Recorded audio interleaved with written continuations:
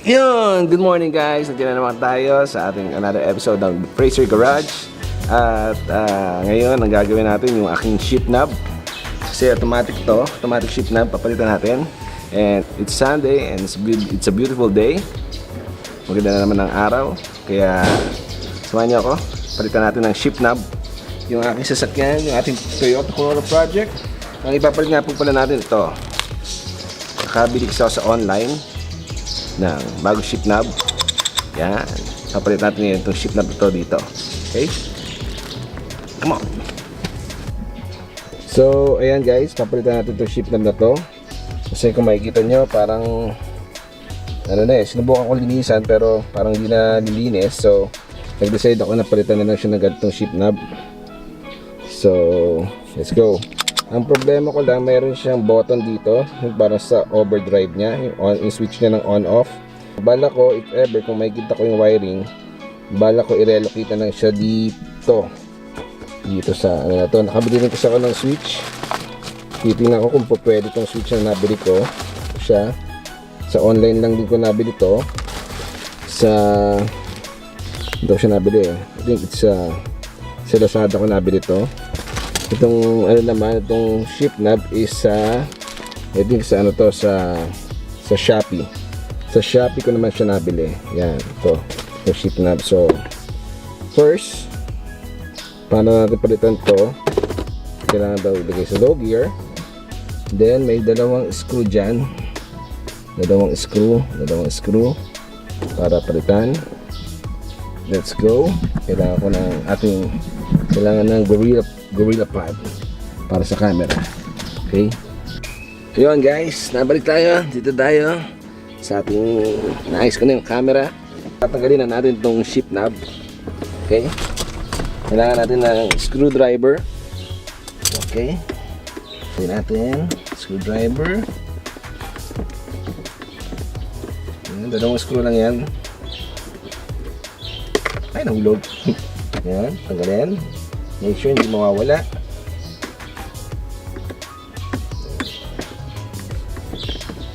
Pero tatry ko rin dalhin sa upholster ito. Baka ma-upholster nila para mapaayos. Pero for now, yan. Ay, natanggal na agad. Ganun lang pala yun. Pag tinaas mo, matatanggal na agad ito. Parang pinipindot na to. Okay. Kaya natin mo lang dyan. Yan. Ayun nga pala guys, natanggal na natin. Pero hindi ko kasi na video eh. Pero meron niyang overdrive. Yan, nakalagay yan. Una muna tanggalin niyo yung switch ng overdrive. Ito. Then, kailangan niyo matanggal itong cover na to. So, ingat lang kayo kasi may spring na maliit yan. Yan. Makita eh. Hindi mag-focus yan. May maliit na spring yan. Kaya dapat alala yan. Kasi dito yan eh. Yan guys, nakasarado yan ganyan. Kaya ingatan nyo to na huwag mawala to kasi in the future magagamit nyo yan. Although nakabila ko ng ibang switch na pwede kong gamitin para sa overdrive. Nalagay ko dito.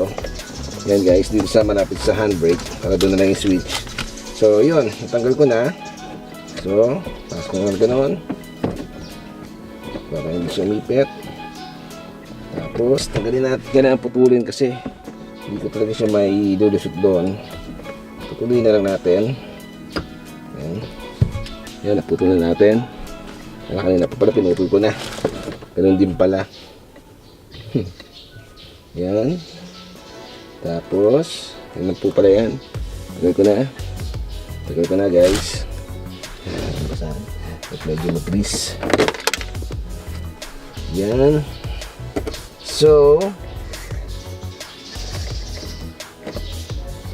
tanggalin ko siya para ever na gusto ko siyang relocate siya dito, papadaanin ko na lang siya dito. So kailangan ko palang tanggalin tong armrest. Yun, armrest. Pero try muna natin, subukan muna natin bago natin tanggalin.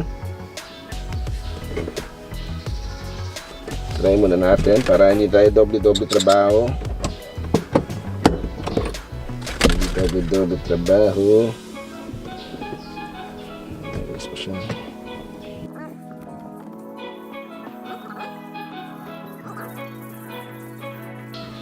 Yan, lagay dito sa luma. Sure na. Yung sa ano nga pala, sa ship na may kasama yung goma. Siguro para doon, para kung ano yung fit na para sa ano niya. Yan, saka itong screw para pang lock nung ship knob. So try muna natin kung ano itsura. Yan guys, itong goma na kasama, siguro kailangan patulin para sumakto. Medyo mahaba na siya. Kunti lang naman ang haba niya. Although hindi siya papasok doon kasi pag hindi ganun kahaba yung hindi na kahaba siya eh. So make sure na doon lang sa thread. Yun, thread. Yan, dyan. Patuloy dyan. Okay, patuloy na. Tapos lagay nyo lang. Yun. Sakto. Okay, then next fitting. Try natin ulit. Yun. Okay, lagyan natin ng screw. There's the screw. Saan yung screw? Yun. May kasama na rin siyang Allen wrench. Natin. Screw na natin yung kanyang kasamang screw. Make sure na hindi mawala yung mga screw nyo na yan dahil maliliit lang siya. Yan. Ito na ba? Yan natin. Ay! Yun ang sinasabi ko. Ingatan nyo guys. Ingatan nyo ang screw.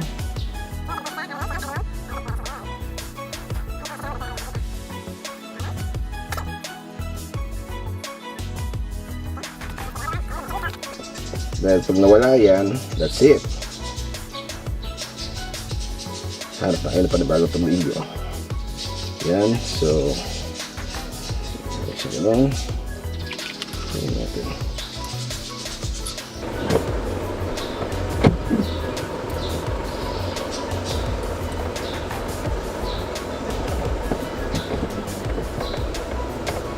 Hindi naman problema natin guys. Yun ang nakita ang problema. Hindi umabot yung screw doon sa bakal. Masyadong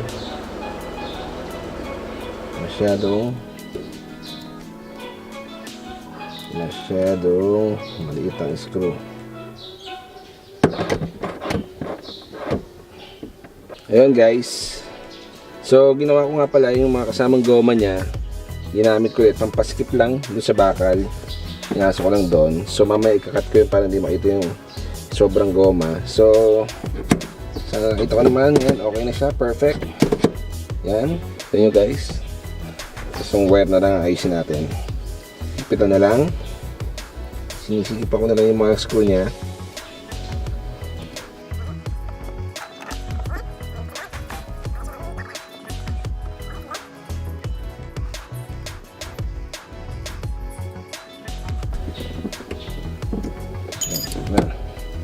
So yan, ganyan yan guys.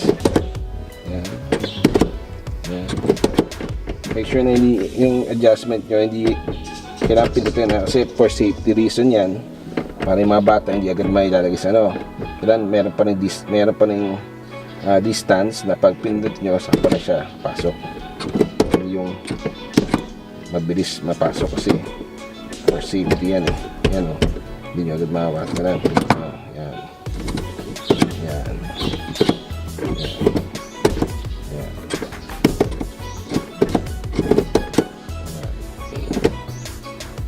Okay. Yun. Tapos i-relocate na lang natin itong wire na to dito sa center console para dito natin siya papadanin. Gamitin natin itong switch na nabili. Yan. Yun guys, tapos na natin. Nalagay ko na yung switch. Yan. Yan, nag-focus eh. Yan. Lagyan na po natin yung switch. Yan. Yan. Yan. Kakabit na lang natin para para malinis tignan. Yan guys, para malinis lang tignan. Okay, so yan guys, dito yan, dito yan, dito natin ilalagay yan, yun oh. Okay, ngayon guys, natapos ko ng i-wire. So ayan ang nangyari. Ayan, check nyo kung makikita nyo, ito yung switch, ito yung wire na harness na kasama. So ito yung wire na harness. Yung negative, nilagay ko lang sa body ground. Yan, naglagay lang ng extra wire. Yan, then ito na yung harness na kasama, yung wire harness ba tawag dito, o wire, kasi yung wire set nya.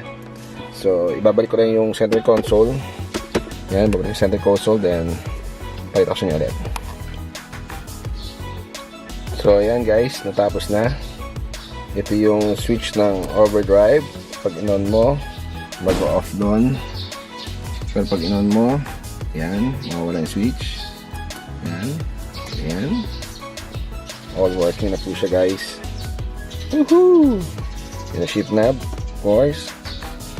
Yours, yan. Yan. Drive, drive 2. Lower gear. Second. So yun guys, natapos na tayo sa ating project. Nakabitan natin tong shift knob na pang automatic. Sa ito naman, lahat okay. Pati yung overdrive switch na kabitan natin. That's it. And also thank you nga pala sa mga nag-subscribe at sa mga nanonood. And hope you like the new upgrades ng ating Project Corolla. Kaya yun, natutuwa naman ako at maganda yung kinalabasan. So yun, I hope you enjoyed the video. And doon nga po pala sa mga hindi pa nakasubscribe, mag-subscribe na kayo. Happy ako sa kinalabasan. Yan, happy ako sa kinalabasan ng ating shift knob. Yan, ang ganda niya tignan. Yan guys, yan ang kinalabasan. Yan, malinis naman siya, malinis tignan. Yan, yung switch ng overdrive. Oopsie. Yan guys. Yan, natapos na natin yung shift knob. Kaya yun, thank you very much. And shoutout na lang pala sa mga friends ko. Shoutout sa small time group, yung aming grupo. Yun, hope you enjoy the video. Thank you guys, bye.